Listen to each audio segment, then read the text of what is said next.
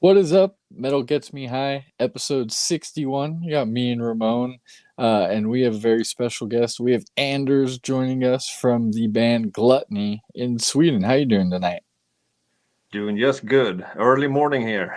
Okay, There it's we a little go. late for us, so but it's always a good time to be able to speak about something that we all love, which is metal. Um, Yeah, I I was sorry, go super ahead. juiced to have you on, man. So everybody listening, Anders is from Sweden. So there's a little bit of a time difference, but I Yeah, was like, hell yeah, this is awesome. We first person, this is part the farthest, definitely. I think no, the first next international guest for first sure. international for sure. Yeah, yeah. Honored. And I appreciate you reaching out because to be honest, I hadn't heard of your band, but you sent me an email and I read Swedish HM2 metal, and I'm like, Loved it. How I'm was it? in.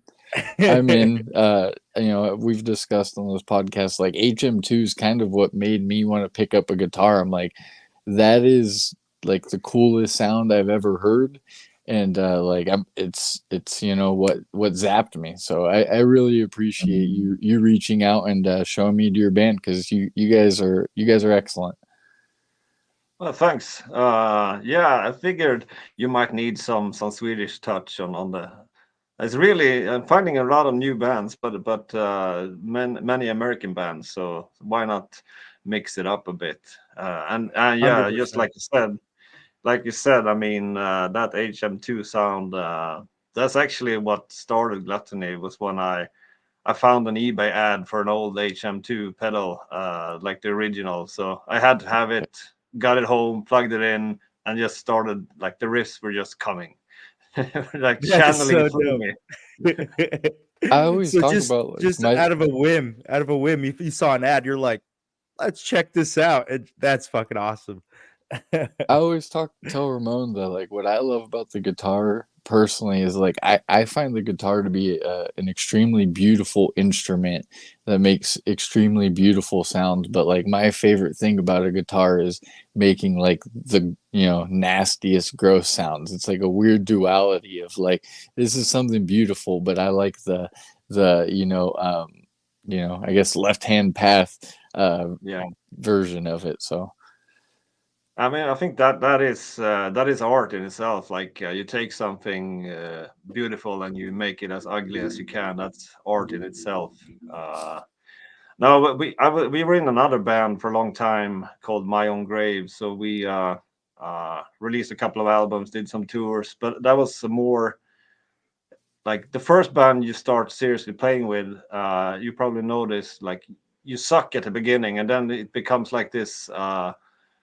Like you compete in how fast you can play. So everyone's developing, which is super fun. But in the end, like the Yeah. songs we wrote took like I don't know so many rehearsal hours to write one song, and then you arrange it and you change it, and there are breaks, and so like in the end, I was looking for something more simple, and I think that HM2 ad just came at the right time. So go back to the basic. I sometimes call Gluttony AC/DC death metal because it has to be like Yeah. super simple. I love it. yeah, I think that's the beauty is something simple tends to catch your ear easier than something that maybe is extremely good as far as like musically, but it's harder to digest because your brain doesn't compute it. So I respect that beauty of like keeping it simple is like we in our line of profession we sell cars, and everyone always talks about like if you're ever struggling, go back to basics. And I think it's that same kind of deal of like back to basics. Like everybody loves ACDC, everybody knows ACDC. Yeah, and plus Yeah. something you don't think of at first is like it's super hard to write something easy. Like I have tons of respect for, I mean, all bands obviously, but like take AC/DC for example. How the hell do you manage to do so many records with like there's not that many chords, there's not that many riffs, but they're catchy as hell. So like that's what you realize, and that's been our formula as well. Like we kill a lot of riffs, like that's too complicated, that's too advanced, like that's not Gluttony. So you're kind of putting yourself in a small box, which is fun, but it's not as easy as it as people think to write simple Yeah, songs. Yeah. for Uh, sure. Kind of to start from the beginning, how did you get into heavy music? Yeah, I actually remember exactly when it was. I was 5, and my neighbor, he had a older brother, was much older. I would always sneak into his room, which was not allowed. This was back in mid 80s, I would say. Okay. And his room was like the coolest. There wasn't, you couldn't see the wallpaper. It was just the posters and magazine articles, and there was Iron Maiden, and it was like that was like the coolest I'd seen. Like the artwork of all the albums. I was like, this is something I have to see this, and so he made me a mixtape. So it was Okay. like Kiss and Iron Maiden and all the usual gateway drugs to heavy metal, I suppose. Yeah. Hell And yeah. yeah, I think that's what when it started. Like, and I was hooked. Yeah, yeah. You know, that was kind of the same thing with me. This guy right here, Al, he one day was just like, "Let me show you a couple things." I'm like, "All right." Checked him out. I was like, I was hooked immediately. So I totally understand where that's coming from. Yeah, and then like I mean, growing up in Sweden in the 80s and early 90s was kind of a peak period in metal for me, because I remember in like I think it was fifth or sixth grade, a new guy moved into the class, and I was listening. I thought I was cool. I was listening to Slayer and it's like some heavy shit, and he said like, "Come over to my place." So we went over lunch break. He lived close to the school, go down to his basement where he had his room, and he opened up the Pieces EP with Dismember, with all the severed heads in a circle, and he Yeah. put it on, and I was like, "Fuck!" I Yeah, thought fuck Slayer yeah. was hard, like, and then it was all downhill, and that was about the same time where they started burning churches in Norway. So it's like it was pretty intense period of like Swedish and Norwegian music, and it just like it's impossible not to get sucked in. Like the so many great bands were coming everywhere. Yeah, you know what's funny too is I feel really like disappointed in myself where I only found out about Dismember probably like 3 years ago, but I had heard, uh, you know, Entombed, I had heard Grave, I had heard, obviously the more melodic stuff like At the Gates and In Flames. So I feel like I had, known about a lot of different Swedish metal, but like the band that I end up liking the most out of all of them, I didn't find out about until like 3 years ago because of Gate Creeper. Like would I think always talk about yeah, them. but it's always like that because there's so many great bands. So I mean, I think that's part of the charm as well. You discover new bands, like holy shit, and then you see they release like 10 albums, and you start. I mean, we played with Fleshless from Czech Republic last Hmm. year. We're gonna do a couple of shows with them this summer as well, and Nice. I like touched upon them, so I heard something, and I started looking into the discography, and there's like they've been existing since '93, so many Oh, good songs. Okay. So, yeah. They have a but whole yeah, discography you Dismember. get to go through. Yeah, Yeah. so I mean, the Dismember is like it's actually my favorite death metal band for sure. I had the honor of meeting them a few times. I think they represent the scene in such a good way, like humble guys who just like to play death metal, and I think they've always done it like true. No disrespect to Entomb, but I think for somehow you can tell that this member has always been about the same thing, and it's also Yeah. cool that it's the same lineup. They're even back on touring now with Richard on bass as the original lineup. So yeah, all respect.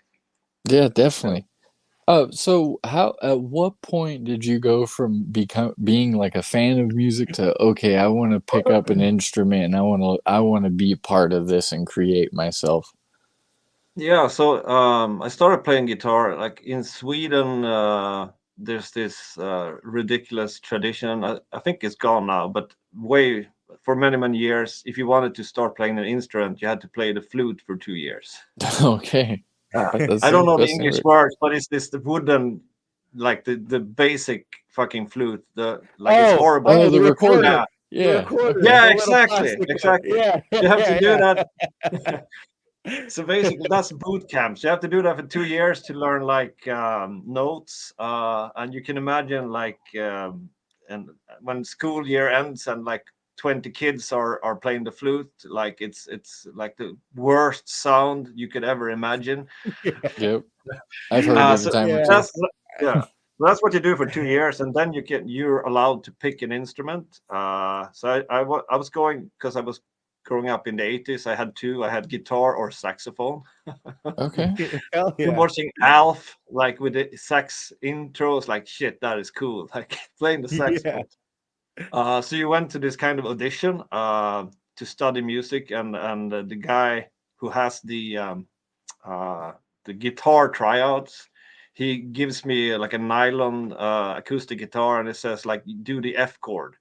Um, and when you're like 9, 10, I don't know how like my fingers couldn't even grip the neck. So it's like obviously I botched the F chord. And he said like you better not you better pick another instrument, son. You'll never be a guitar player. Wow. You're Okay. like, I So can't I even was wrap like, my hands around. no, it's a fucking so cruel bastard. But I was like, fuck Yeah, you. that is. I'm definitely gonna play guitar if you say it like that. So I did guitar for like classic guitar for like 2 years.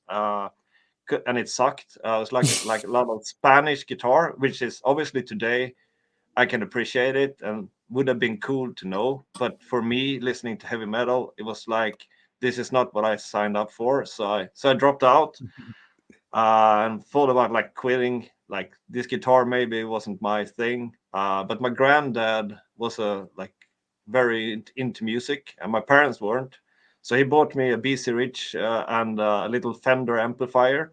So I got that for my birthday, and mom and dad bought me the Master of Puppets, like the tabs sheet, Okay. and that was like a turnaround. So then I started just playing myself.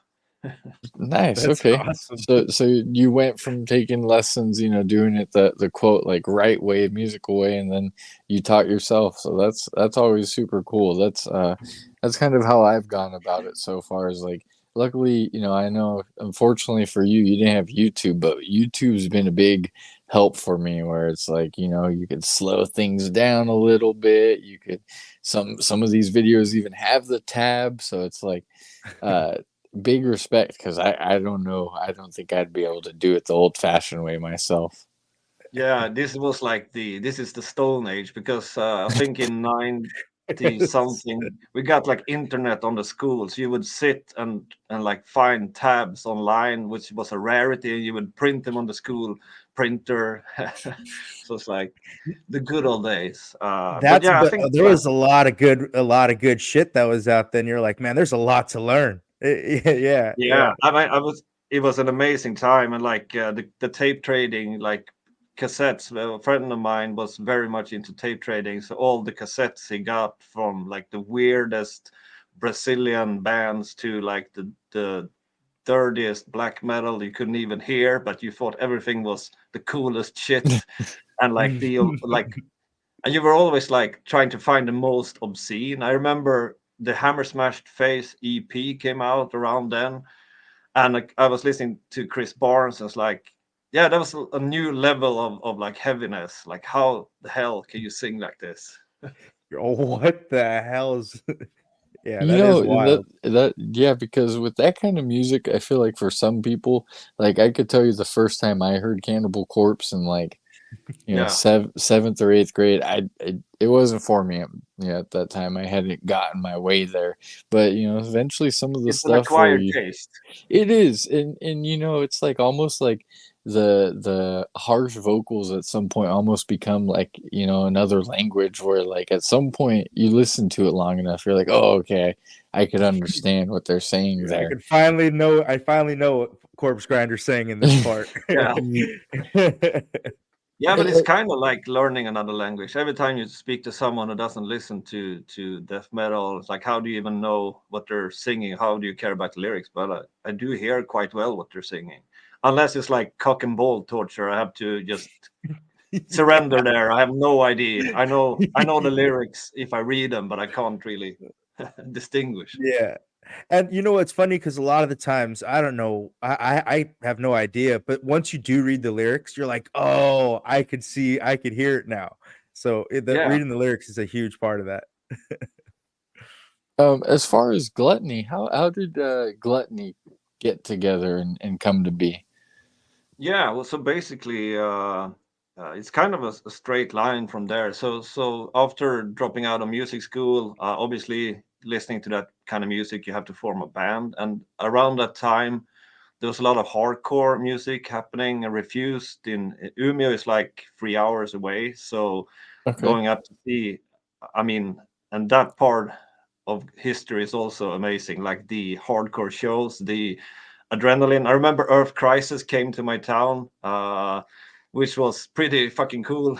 Yeah, Just definitely. Oh like yeah. a US band, and that was one of the greatest shows. So I mean, so it was punk and hardcore at first, musically, and then drifting into many bands. But then finally we started a band called Osmos, which was more, I would say, more like Sepultura, but the newer stuff. So it's more groovy. Okay. And then eventually the same three, like me, Max, and John, formed My Own Grave in 2001. Just wanted to do more, a lot of inspiration from the Haunted, like super fast thrash death metal. Yeah. So that was like the first, I would say, serious band where we said like, hey, let's see if we can make something out of this. So we had My Own Grave for 10 years, released, I think, 2 albums and an EP, and did some touring. Like basically got a good taste of like the rock and roll ups and downs, I would say. Okay. Yeah. Yeah. So it was fun. But when we terminated the band after the last album and the HM2 pedal, I started writing songs, the old stuff, a lot of Dismember inspiration, a lot of Unanimated, which is another like a bit forgotten Swedish band, super good. And eventually, like after I written a lot of songs, I was like, we need to form a band again. So I reached out to the other guys, and naturally, and they felt the same way. They were pretty sick of all the, especially the drummer. I mean, he's a really good drummer. But he was also a bit sick of the blast beats, like chasing all the speed marks all the time, like 250 BPM. That's where we're going for. So it was also Yeah. like, can we just play some groovy shit? Yeah, let's play something that sounds good, but I don't have to kill myself. Yeah, And exactly. fun to So play. Yeah, fun to yeah, play. so I think so. That's when we formed them, and on the last tour with My Grave, we played with the Monocle, which is another great Swedish band, very productive. Like their Okay. discography is also pretty lengthy. And the guitar player there, Johan Jansson, if you look at him on Metal Archives, he's been in like every band. He's in Interment. He used to be in Centinex. He did a round with Entombed AD, Okay. Regurgitate. So a lot of great bands, and he has the most amazing death metal vocals. So I talked to him like, you want to sing on the demo? And so he came up. We had a lot of beer, and Hell yeah. so recorded the first demo, and then Rogga of Rib Spreader, he heard the demo and said like, this is some good shit. So he told Vic Records like, you should sign these guys, and so we signed with Vic Records for 2 albums. And by that time, because Johan lives like 6 hours away, it wasn't practical to rehearse. So Mhm. we departed as friends, and then we recruited old friend Magnus, who he was in Diabolical. So he kind of started in death metal, but then he's done a lot of years in black metal. I think that's where his Okay. heart is. So he did some albums with Saterial, which is a great black metal band from this town. So he joined, and we recorded Beyond the Veil of Flesh, which was released in 2012. Yep. So that's kind of how it started. Hell yeah. Okay. Yeah. Now, you've had a chance to be in, to do it for a while. And you said that you were talking about touring a little bit. Now, what is your favorite venue you've played? And with that, what's the favorite memory that just stuck out to you and you're like, holy shit, that's wild. Oh shit. I would say it's like I think it's binary because obviously if you play a big festival and there's a lot of drunk people in the crowd, like so there's like a big mosh and just looking out of over a lot of people, that's a cool experience. But I Yeah. also think a lot of the smaller venues, like small clubs, could be like 20 people, but they're like headbanging their brains out. Just And you have going good sound, dumb. and you have good Yeah. sound on stage. So I mean, I remember we played in a weird venue with Mgmh. We played in a cage Oh, okay. in Gävle. That was That's pretty cool. dope. Yeah, and it wasn't like Blues Brothers. People weren't throwing shit at us. It was actually people climbing on the cage. So it's insane. We're in the cage and people are climbing and headbanging and like stage diving. So yeah, That's that probably was the sick. coolest sight ever. Yeah, that was pretty. They don't have that. They closed that venue, but it was freaking cool. We also played in like a paintball facility in Germany with my grave. That was just I don't know, super weird. I think. that's that's actually probably the Yeah, most unique I've heard so far. I mean, Is a you paintball got to get field. creative, I Yeah, like it. big open spaces. That's good for heavy music because you want people moshing. yeah. I know. No, so I think a lot of good shows. I know obviously a lot of shit shows as well. But I mean, our take has always been if there's at least one guy who paid to get there, let's give him the best show. I mean, we dragged our asses all the way to I don't know Belgium with all the gear. We put all the like corpse paint and blood on. Like, just fucking do it and put on a good Just go show. all out. Why not, Yeah. right? Now how far is like is something like that from the part of Sweden that you're in to, let's say, um you know, Yeah. where Well, yeah. we're pretty far up north. So it's Okay. for touring, it's a big downside. I mean, we have 100 kilometers before we get to the bridge that like the bridge to the rest of Europe. So like it's the distance is has been a hindrance. It's hard to Mhm. find. Yeah, it's to tour is a project. That's that's Yeah, yeah. that's understandable.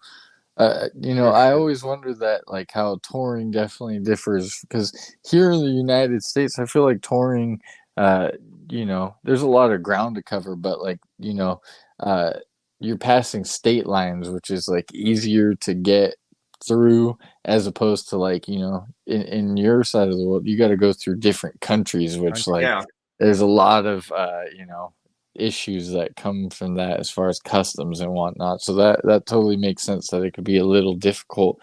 But as far as like your area, do you guys have much like of a scene, or do you have to like commute somewhere else to go to a lot of shows? no, it's a good scene. Okay, The cool. the city has Sundsvall has a good metal tradition, and it's fun to see that there's some new bands popping up as well. Like there's a yet another generation who want to play death metal. I think one of the bigger bands from Sundsvall is Surreption, play like super technical death metal. Okay. They actually done a few American tours. They opened for Cannibal Corpse like many years back. Oh, nice. So Okay. Oh shit. yeah, so there's a good scene. There's like there's two active like alternative clubs. One of them is more underground, and the other has like the bigger bands. So and there's yeah, in Umeå it's also a strong metal scene with a lot of black metal bands like Nagelfar. They have this Okay. really big festival every year. So I think Creator headlined last year. Oh, So damn. so yeah, so we're pretty spoiled, I would say, with yeah, and obviously Stockholm is 4 hours. So yeah, That's a trick, you get to but you can That's skip a it. little bit of a trick. Yeah, yeah. Do you see a lot of like fans that like like travel out to shows, or is it usually local people? Because like for us, like it's typically 80 miles, which is 160 kilometers maybe for, I'm not very good at conversion, but yeah, it's 80 miles in our part. So it like we trek out a little bit. Do you see a lot of people come in from like different areas? I think I see a lot of that when we play in Europe. I usually, even though Okay. Sweden is a part of Europe, it doesn't like we're so far off. So like, but Yeah. I see more of that like in Eastern Europe, for instance. We're gonna play 2 shows in Poland this summer, and I expect there's gonna be a lot of that. I think Okay. Sick. up here, yeah, a bit. Obviously, because Sweden is quite small, and there's these really small towns where nothing happens. So I guess a few Yeah. people would travel in, but I think it's mostly the local crew. That's awesome. See a lot of But something, familiar something I faces. always, yeah, something that's always fun in Sweden. I think it's better now, but during some time, like everyone was starting their own death metal band, like inflation. So like on every show, there would be like 50% of the audience would be with their arms folded, like inspecting you, like, okay, so Is like this a what good about one these or is this guys? just Yeah. a... I think Jamie So That's Josta funny. has a term for those kind of people. They're called impress me bros. I always like that where they sit there with the arms crossed and they wait yeah, for the riff and they might drop their hands and bang their head if it's good. yeah, exactly. It's like the pass, like the ritual. Like I approve when Yeah. they start nodding their heads like slowly. It's like yeah, Yeah, you once they pass. get it, you see them 2-3 songs in, they're really getting it. You're like, all right, I got him. We have a song like I think it's the first track of the latest album that is it was really worked really well on the last European tour, and it's kind of those like try not to headbang, so it always works to Yeah, like to convince even the hardcore like people with their arms folded, like they can't resist. In 1 minute in, the head is going like this. So you're already going. You can't yeah, resist it. Oh man, that's great. So you've been involved like with bands for a long time and written music. Like now that you've done it for so long, like what is writing like for you? Like is it does it kind of just come to you? Do you jam or do you how do you go about it now that you have so much experience? yeah, I think that's a good question because do you both play music or I've been playing for like a Tempting. little We're over a learning. year, so I wouldn't say I know music. I just know how to make a couple sounds that I like. okay? Yeah. Well, because it's a super interesting question because like the process of writing songs. I mean, I think we're with Gluttony, we're in the perfect spot. I think we have a studio diary for like 4 short episodes of the last album. Pretty much explains it. How I think we have a really good process. It's basically because the singer lives a bit like the new singer also live or new. I mean, he's been with us since for 11 years, but yeah, the newer, the latest. He lives some far off, a few kilometers. So it's usually the trio, the original trio. We meet up, put on a pot of coffee, and then we hit record and write a song. So for Okay. 2 hours, just from scratch. So Then a we couple repeat beers that process. afterwards. Yeah, if we're not driving, definitely. Yeah. I think like I remember with earlier bands like the creative conflicts and like I don't know if it's a guy thing, but like passive aggressiveness, like you come with this riff and you think it's fucking awesome, and I also in the past done the mistake of like think like writing full songs, coming with a full song, and like even maybe done the drums on the computer, and you pass it to the drummer and he looks at you like he wants to kill you, but it doesn't say anything. And like someone like this riff is shit, or like you imagine it's gonna be a blast beat and he starts playing a D beat. So yeah, so it used to be fucking painful and like a lot of creative conflicts and I think that's what you get if you write the songs as a collective. Some bands have like a main songwriter. I think they have it easier, but they don't stick together that much. It's like one man running the show, so it's like his band, and you can replace the drummer, and you can replace kind of everyone. We've been playing together for more than 20 years as a trio, so we kind of like grown together. So like It's like a it's marriage. yeah, It's like a it is marriage. very It is. It's a lot of yeah compromise. You're like, yeah, I got to give here, got to take here.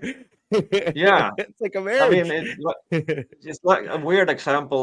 Like our drummer John, he hates what's that in English? Like triol, like whatever. A lot of Cannibal Corpse songs, it's like three beat. Oh yeah, yeah, I know what you're Yeah, a talking about. lot Like of it's good like death a metal six songs. eight, like 6/8 timing, right? Is that what you're talking about? Yeah, I think so. And you can make so fucking groovy songs in that tempo, and he hates to play it. So I would say if you listen to the discography of both our bands, I would say there's maybe one song with that beat on every album. That's what you get, like one. One. He's like, Beyond I'll the Veil. compromise with one. We'll get one of Yeah, them. exactly. Yeah, so Beyond the Veil of Flesh, that title track is in that tempo, that beat. But I think it's we're at a really good place. It's easy to write songs. Like we know where we have each other. We like to know the formula. Like this won't do, or this isn't catchy enough, or this is too slow, or whatever.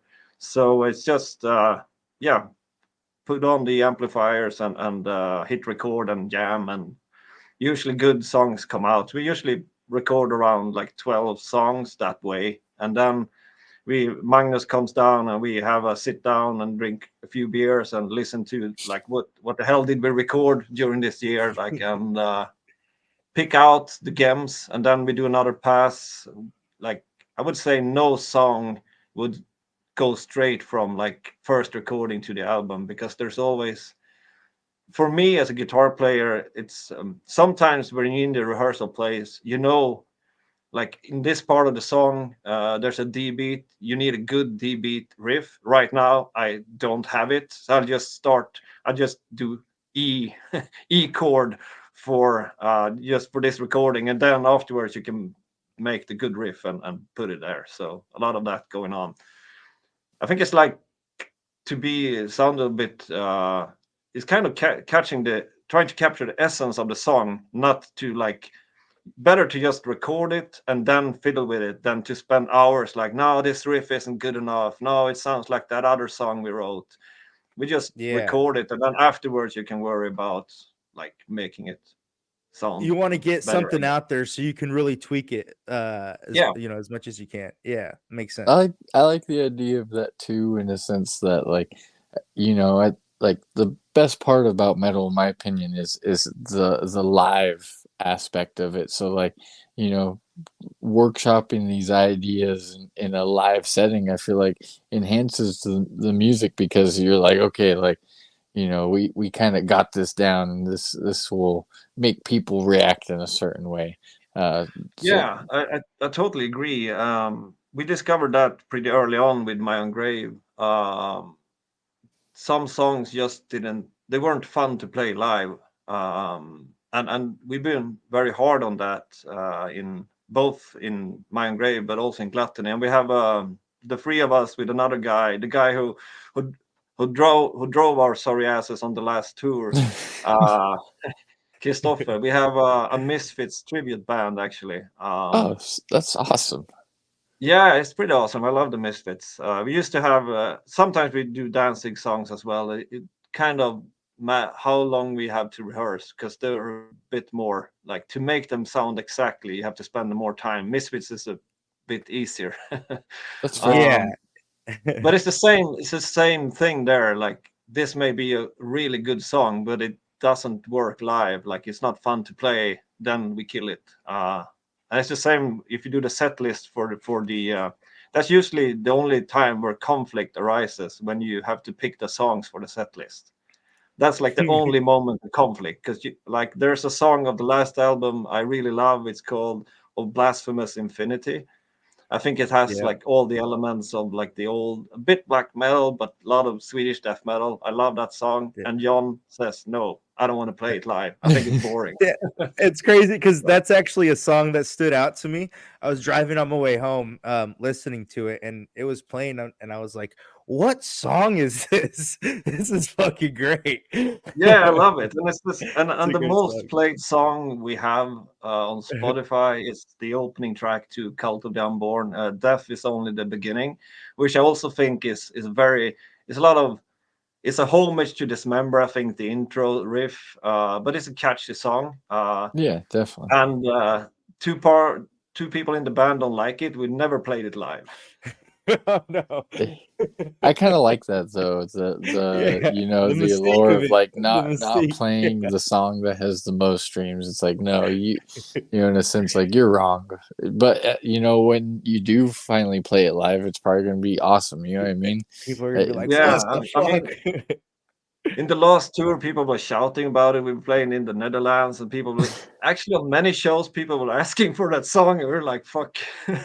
After, so I think we brought it up that maybe we should play it on the next tour. So maybe. Hell yeah. As far as like I feel like what I like about your band is you know from the your 14 album to your 18 album to the 2022 album Drogulus. It's like I like the changes in production because I feel like every album there's been a different sound but like you know a lot of the elements remain the same. How do you kind of like figure out the direction you want to go as far as like into the next project or next part of the project, I should say. Well, I would love to have some kind of like good answer to that, but it's actually what happens when we start playing.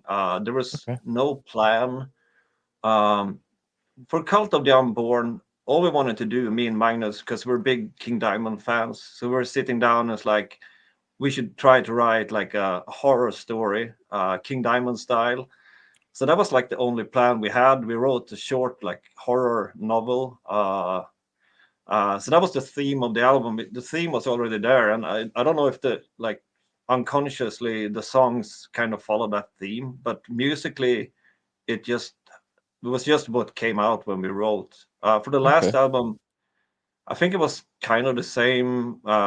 It turned out that writing like a story was a lot of work, and once you like a downside was you can't shift the tracks around. Like you have the order. That makes Yeah, sense that actually. makes sense. Yeah, so for Drogulus we said like let's not do that again. But it's good to have like an overarching theme. Because if you've been writing lyrics for this long, doing 10 more songs about zombies eating people, it's not that challenging. Yeah. It's fun, but so we said like maybe it's time to do a Lovecraft album because both me and Magnus are big fans of like the his work. So we set like that as the theme, and the songs automatically became darker, a bit more black metal. And when we were going to record the vocals, we recorded a few songs with Magnus regular, a bit more low pitch death metal, and it didn't like the lyrics didn't get what they deserved, so we switched to like a lighter, bit more black metal or carcass, if like a lighter, Yeah. more high pitched growl. So that's basically why we ended up with a sound. So like there's no grand plan. There's Okay. something that happens. That's fair. That makes sense. You have an idea and then it goes from there. So that's cool to hear. You know how it starts from an idea and you know you just you know work with it. Yeah, I think so. Yeah, you I kind of love the mold whole. it until it finally gets to this final shape. Yeah, and I know like all the like the PR people of metal, they tell you now like you should release singles. You should release a single and a video, and then you wait a few months, and then you release another single, like singular tracks. And I think that's probably a smart idea if you want to get a lot of people. like listening to your stuff. I'm so old school. I really like the album. I like the unity of writing an album, and I do like too. yeah, and like picking the right cover art, like to emphasize like the whole process of an That's album how I is pick. I pick 80% of the things I listen to by the album art. yeah. Like I'm like, oh, that looks fucking awesome. I'm listening to that right there. Yeah, but me and That's why Justin, we do the same thing. We talked about this. We don't really like listening to the singles when people drop the singles. We I want to try not listen to to listen to yeah, any singles. Sometimes there yeah. will be, like a band that I really like where I can't like for instance, Necrot just released a song. I was like, all right, let me give this. I want to listen to this. Necrot hasn't put out an album in quite some time. Let's see what they're working with.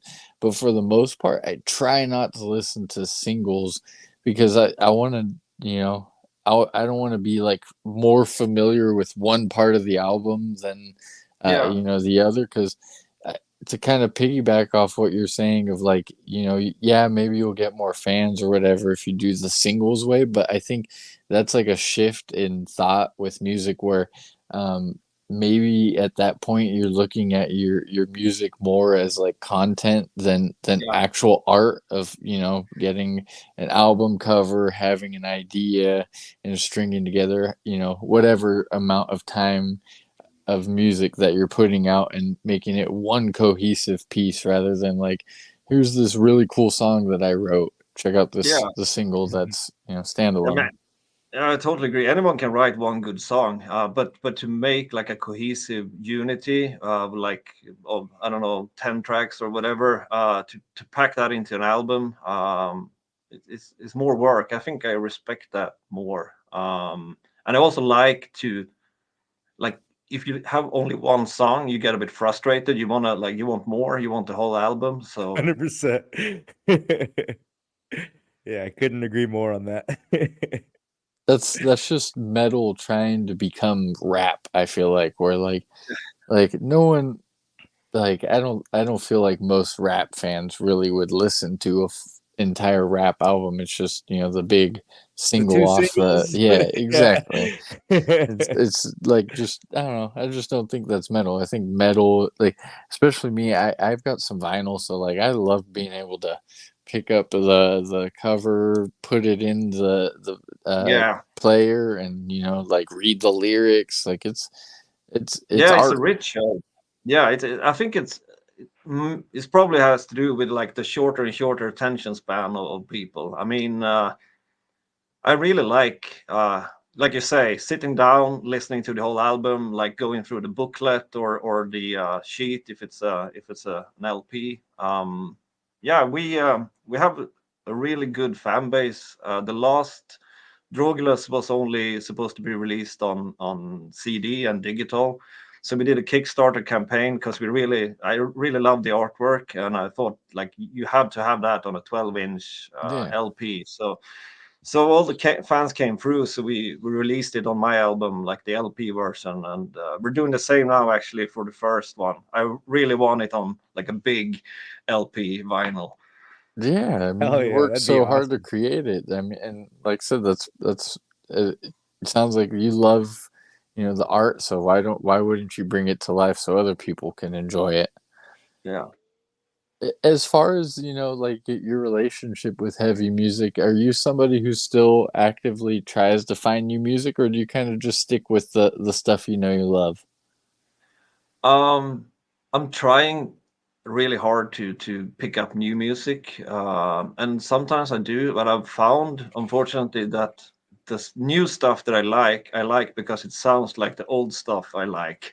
So I Okay, think, that's fair. unfortunately, I might be narrow in that way. But yeah, I'm trying to discover. That's why I like about your show as well. I'm like finding a lot of bands I haven't heard of before. So That's Well, what we thank you, yeah, man. we We appreciate appreciate that. that because We try to get just bands were like, oh, this is a band that like they don't have maybe not a huge following, but their fucking music is music's awesome. It's cool. like, oh, dude, yeah.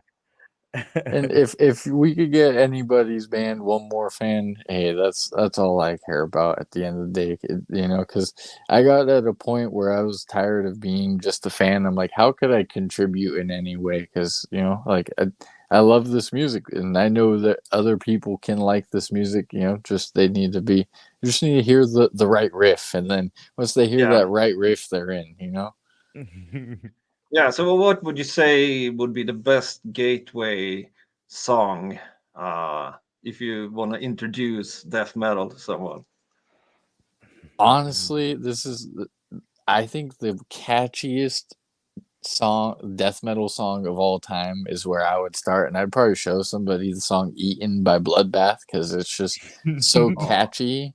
It's It is it's fun. like it's like very tongue in cheek, where it's like almost kind of funny if you could just like yeah. be like, look, the lyrics are out there, but this is like the idea of it. So keep that in mind.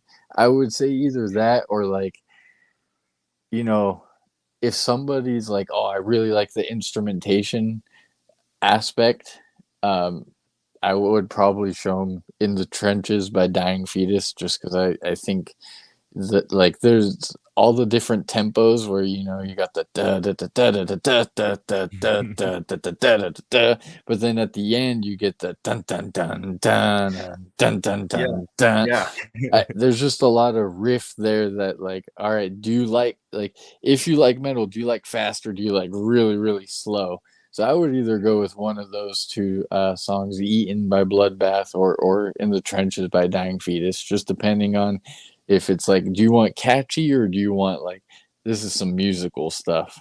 Yeah. I think What Now, that about that you, see, was Amon? he's throwing him into the deep end, which I respect Well, 100%. he Hey, said death metal, so like yeah, I'm, you yeah. know yeah. what I mean? So 100%. So this is how I did it. My buddy Drew, he went to his first concert with us. He's a big rap guy, but I tested the waters a little bit. I played him, some light stuff like some Mastodon, some shit like that. He was feeling it. So I ended up, I had him in the car with me for like an hour, and I ended up playing some Frozen Soul for him, and he fucking absolutely loves them. Texas death metal, super groovy. It's easy to listen to for death metal. It's got a And theme. he's like, it's got a theme. And he's like, I want to go to the show. He went to a show with us. He bought merch. And so yeah, I have to say some good old fucking Texas death metal, Frozen Soul. They're Ah, definitely gonna be it. What about you, very Anders? very What smart to do would it you in the. show? Go ahead. What were First you of all, I saying? gotta say, yeah. First of all, I gotta say, putting him in the car like that was a brilliant move. Like there's no escape. Hmm. No escape. He was driving Yeah. with me. There's no escape. Yeah, and compliments to the bloodbath tip. That was such a smart move. I really love that album. Don Svane, the guy who mixed and mastered our the first album, Beyond the Veil of Flesh. He's playing guitars and backing, but it's Peter Tekgren on lead, and yeah, it's such a brilliant album. Yeah, Agreed. where would I go? I like that idea with like this song or that song. So if the first song that pops to mind, if you go groovy, I would say there's a song from the last Bolt Thrower album called "The Kill Chain," Yep. which is a heavy motherfucker. Dun Like dun dun try dun not to dun dun dun headbang to dun. this. Dun. Yep. Yeah, Yeah, exactly. Trap him in the car and throw that shit on. yeah. So I think that would be if you go for like yeah, try not to headbang. If you go instrumental, we did a few shows with Vital Remains actually when I was Okay. in my own grave. Like Dave Suzuki must be like the most humble, nice guy I ever met. And so just standing by the stage and seeing him play the Christianize night after night was just an honor. So I would say if you go for instrumental, I would like skip forward to the heavy part of the Christianize and put it on. I think it's hard Mhm. to resist. Yeah, Fuck yeah. that's a good point. Like, you know, especially something more technical. Yeah, definitely could get somebody in, especially if they're already kind of musical or know how to play the instrument. Hearing Yeah, something and being like, "Whoa!" 'Cause my brother-in-law, he's a musical guy where like he knows how to play drums, piano, and guitar, but he's not a metal guy. So like sometimes I'll show him stuff where he's like, Yeah. whoa, that is it's mostly on the drumming side. I'll show him stuff and he's like, that is absolutely crazy. I could never play like that. So Yeah, it yeah, that's a good point. Whenever I stumble upon someone and they're interested, they're like they know their music, but they haven't listened to like heavy music. I mean, Meshuggah is always the thing you want to put yeah. on Yes. to blow Yes. their mind. Yeah, yeah. It's funny because comedian Bill Burr, he has this story where he was standing there watching Meshuggah and he plays drums and he was just watching the drummer just being like, what the fuck is going on here? How is this even possible? Yeah, and there are also good, cool, really good guys. They live just a few hours, like 2 hours away. All the Okay. Oh, Meshuggah guys. Sweet. So I guess the north of Sweden have spawned a few good bands. a couple good ones for Yeah, sure. I mean, and that's what I like is cool about Sweden, like I said, where it's like obviously you've got the HM2 death metal stuff that's, awesome, but like that couldn't be more different than, the At the Gates and In yeah, Flames, like, but that they're equally as like important to metal because they're two different riffing styles, but like, you know, uh you see those like At the Gates riffs, like, a lot of modern like metalcore is just people playing At the Gate riffs. yeah. There's a lot of like newer American bands who really know they're in flames and they're at the gates. Like you hear it a lot, for sure. There's this Yeah, band that just recently put out an album where it's like it's got that type of music written all over it. It's a band called Upon Stone. They're from here in California, and it is one of the best like melodic death metal albums I feel like that's been put out in the past couple of years. Like up there with that Great album. Majesties album that was put out last year. So I'm like kind of happy that there's kind of a little bit of like a almost like a revival. I feel like that might yeah, happen with melodic death metal. yeah. I mean, there's always these what do you say? Trends or like circle. Everything just Yeah, repeats itself. I guess like there's probably gonna be a new metal wave sooner or later.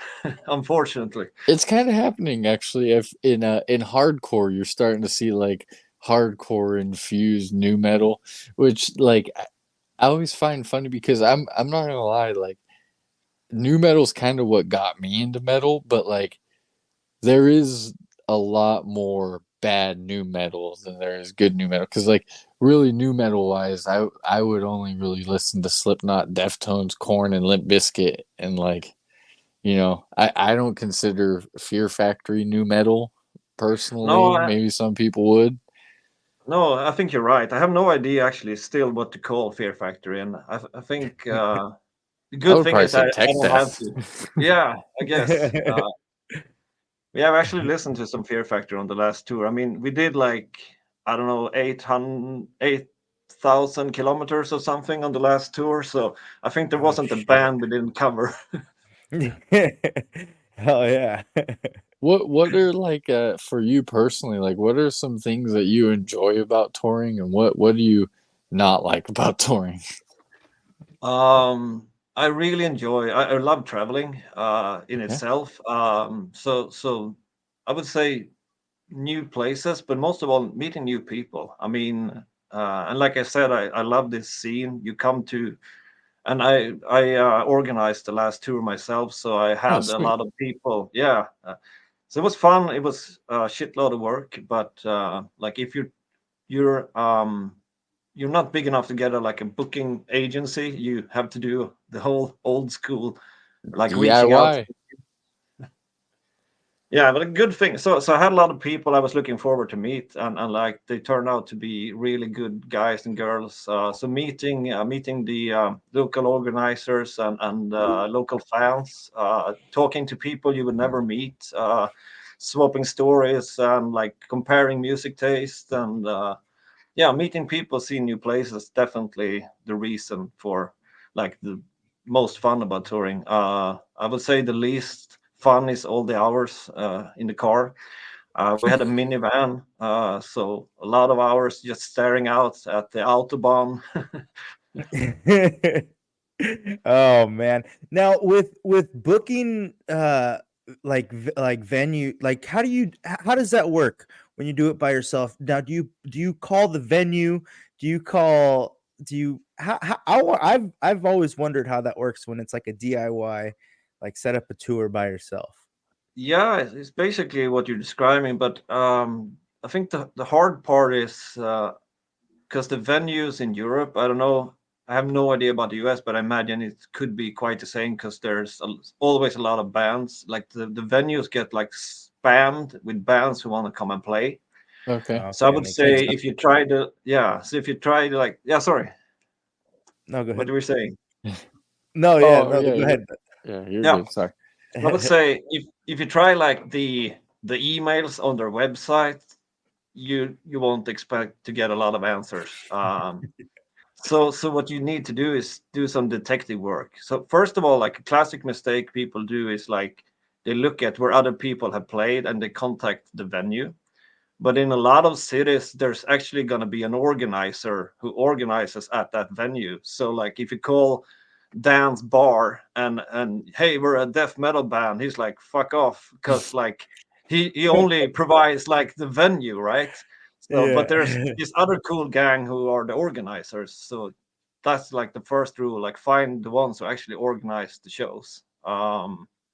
And reach out to them personally and just yeah, I think that's the method that worked. Or reach out to like a local band, like do you want to play support, do you know anyone? Because in Europe you have all the language problems. I mean, Swedes were Yeah. quite good at English, but that's not the case in some countries, so they might not even understand what the fuck you're writing. So It makes sense. That's fair. Well, Shit.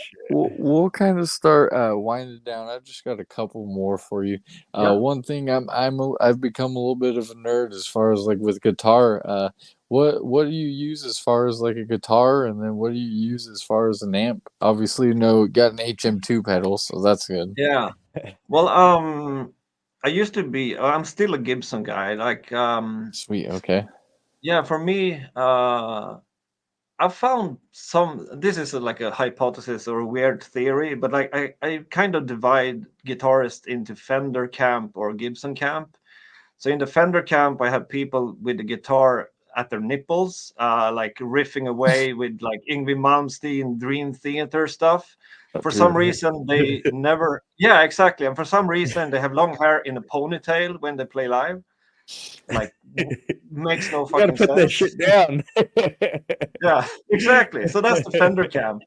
And then you have the Gibson camp. That's more slash, where you have the guitar almost below your ball sack, as low as it goes, and you like stand wide and you fucking just riff away. So it's a bit more punk, bit more rock and roll, I guess. And I was always drawn to the latter, like the Gibson camp, like just fucking riff. Does it like do I miss a few beats or notes? Fuck yeah. But am I like just maiming and like putting on a good show? Hell yeah. So yeah, so I've been playing Gibson like almost yeah, the next guitar after BC Rich. But then I got a like a sponsorship with Jackson when I was in my own grave. Oh, sick. Okay. And yeah, so I kind of switched to Jackson. So I have a Jackson SLS MG, which is like kind of long neck, and it's super light because the Gibson it's kind of heavy Yeah, guitar. Like it's I've heard. yeah. So I actually with Gluttony I only use the Jackson guitar, Nice. and it's quite thick. I think the E string is like 07, so it's basically the thickest. You couldn't get any thicker Like a- strings for it's the like a hole. bass string.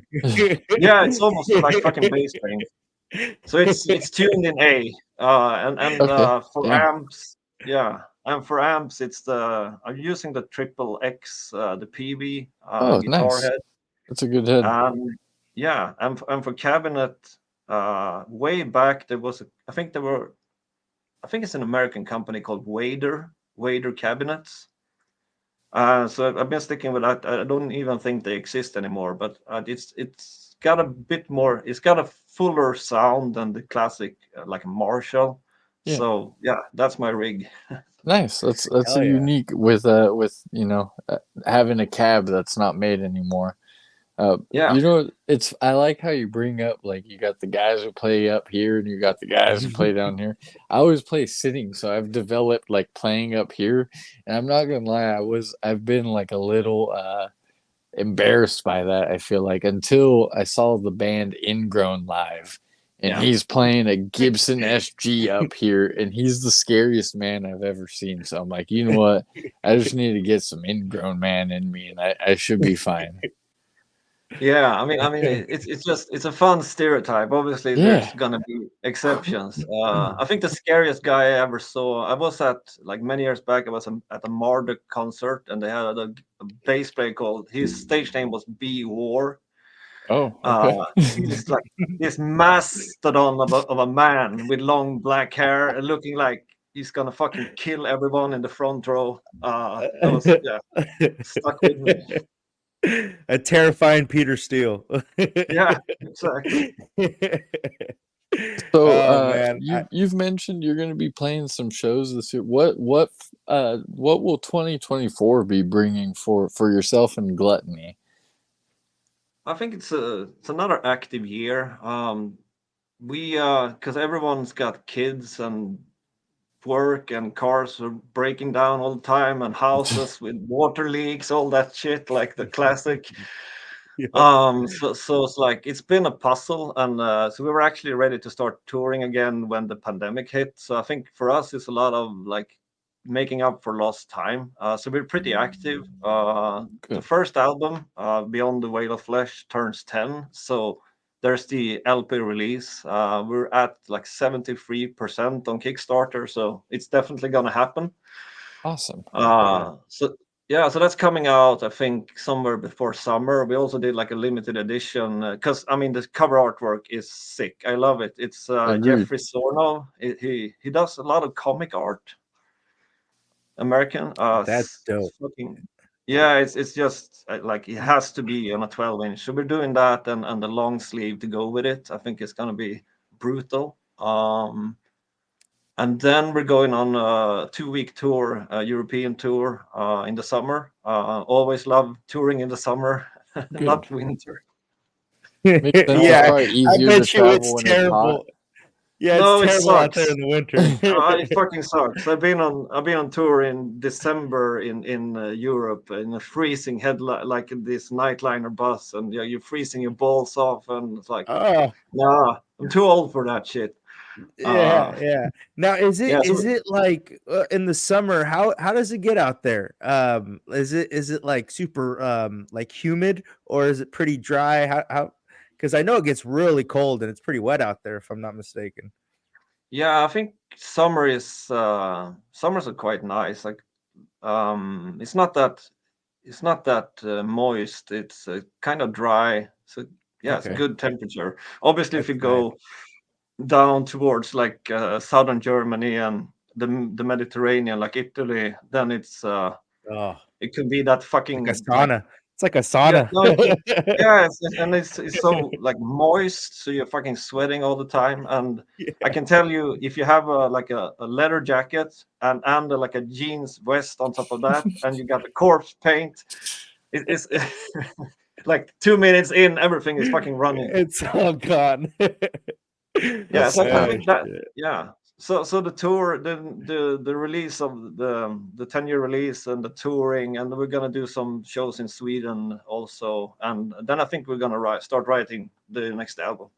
awesome. Hey, that's Hell awesome to hear. The last thing that I have for you is how does metal get you high? That's I should have expected that question. And prepared a good answer. No, it's a very good how to say analogy between metal and drugs. I think like the connection is closer than you might expect.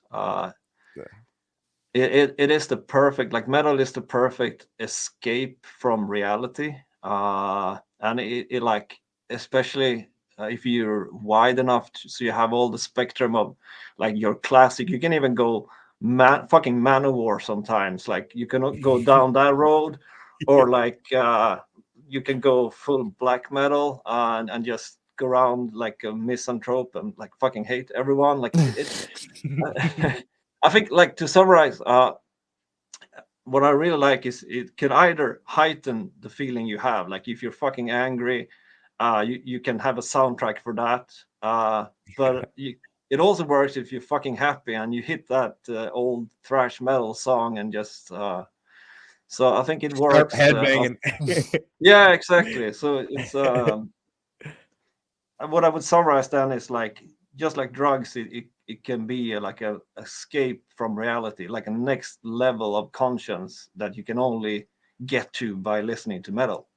Yeah, Fuck I yeah. like that. I I love like how that. you Yeah, put I it. love that answer. It's one of my And favorites.